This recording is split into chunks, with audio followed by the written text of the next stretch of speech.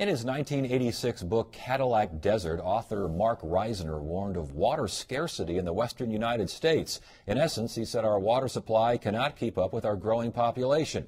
Now, using the best available data and the latest technology, researchers have tested the author's conclusions. Their report, Reclaiming Freshwater Sustainability in the Cadillac Desert, has been published in the Proceedings of the National Academy of Sciences. Joining us now is the lead researcher, John Sabo. He's a professor in the School of Life Sciences at Arizona State University. Thanks for joining us. We appreciate it. Thank you for having me. Give us a synopsis. What did Cadillac Desert say? So every scientist or every reader of the book would probably have a different take on it than I do, but my take from a science perspective is that Reisner had 4 messages. The first of them is what I call Powell's prophecy, and it's the idea that the U.S. west of the 100th meridian is a desert, and that reclamation or the building of dams west of the 100th meridian would not change that fact. That's the first one. The second one has to do with sediment. So rivers have silt in them, and they deliver that silt downstream. It eventually ends up in reservoirs. And Reisner thought that sediment would have an immediate impact on the ability of reservoirs to deliver water to cities and farms. The third one is salt, and it's the salt is the idea that salt accumulation on farmlands as a result of irrigation in a desert region would eventually poison the farmland that that reclamation was intended to supply water to, and so it would no longer provide the crops and resources that it was intended to in the beginning. And the final one is the idea that as water scarcity increases, it will eventually pit cities and farms against each other in this kind of epic struggle for the West's most limiting resource. Okay. Before we get to answers on all 4, how did you do research to find out if these kinds of prognostications are really coming true? Well, it required a really diverse team, and I, a lot of kudos to the 12 or 13 co-authors that I had on the paper, because they brought a rich experience and training in 3 or 4 different disciplines. The data that I think weren't available to Reisner at the time of the writing of the book were simply geospatial data sets, so data sets that describe things like salt concentrations in soils,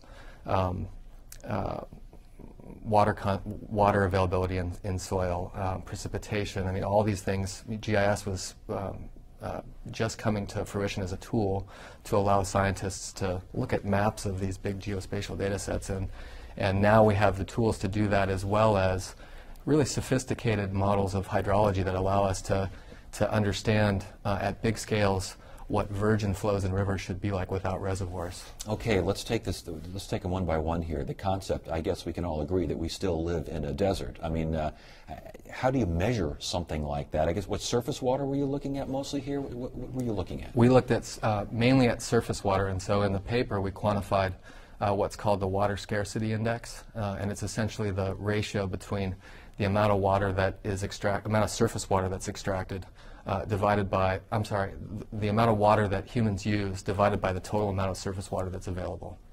And in the West, the region that we think Reisner meant for the Cadillac Desert, we appropriate 76% of all surface water in that region, which includes 7 states and 3 or 4 major river basins. So on the answer to that question, yes, unequivocally. I think science would set the sustainable limit at about 40%. Currently, our withdrawals are about 76% of stream flow in a region.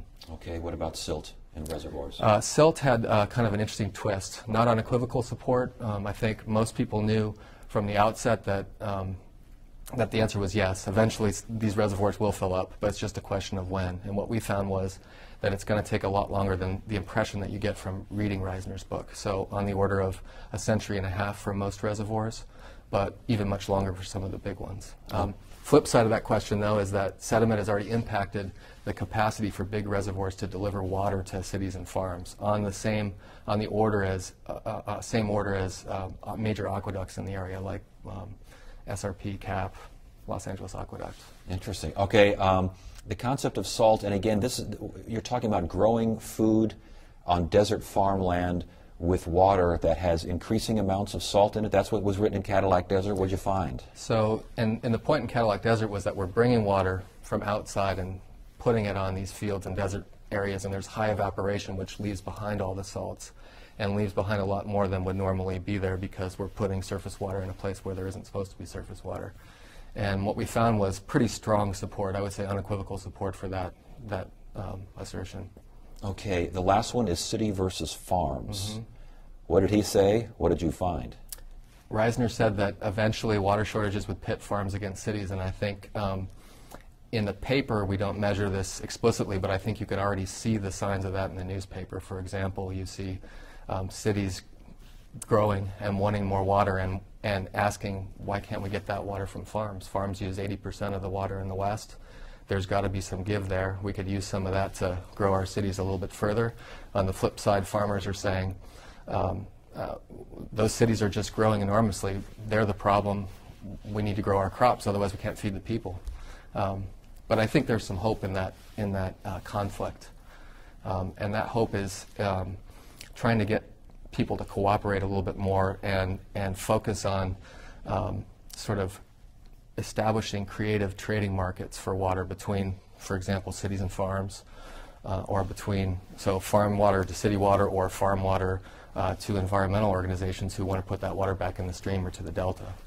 Real quickly, I know back when Cadillac Desert was written, it was controversial from the beginning. I mean, it got a lot of people's attention.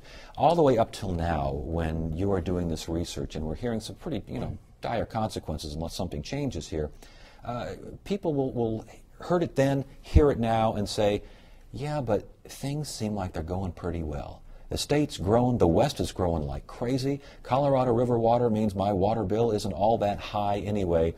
It's just a bunch of people complaining about stuff. Let's live it up and not be so concerned about these sorts of issues. How do you respond to that?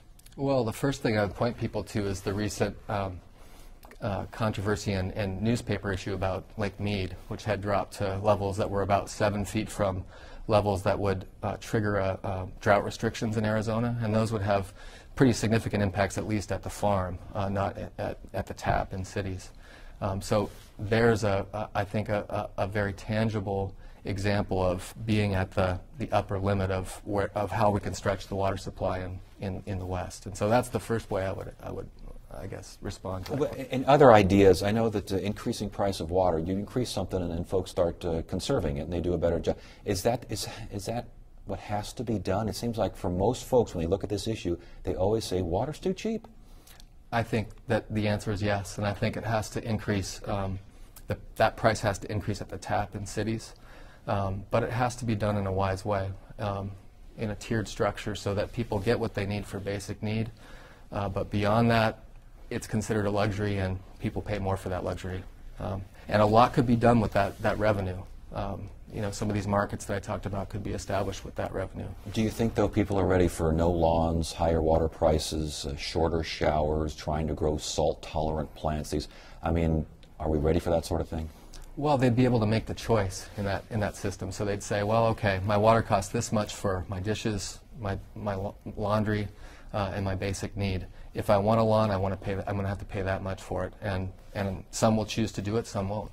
And a book that's 25 years old, often, especially a book that deals with the current issues, social issues, environmental issues, these sorts of things, can get old. Were you surprised that so much of what was written back in 1986 seems relevant today? Definitely. From the onset of this project, I thought we were going to find a lot of weak support for a lot of the arguments that are made in Reisner's book, and to my surprise, there are only a few wrinkles in little minor nuances to his major messages, and I think more impressively, the response I've gotten from the paper, from people who knew Reisner, is that Reisner was essentially a visionary and was way ahead of his time, and so I think that kind of speaks for why the book still stands as a treatise on the topic in the West. John, thanks for joining us. We appreciate it. Thank you for having me.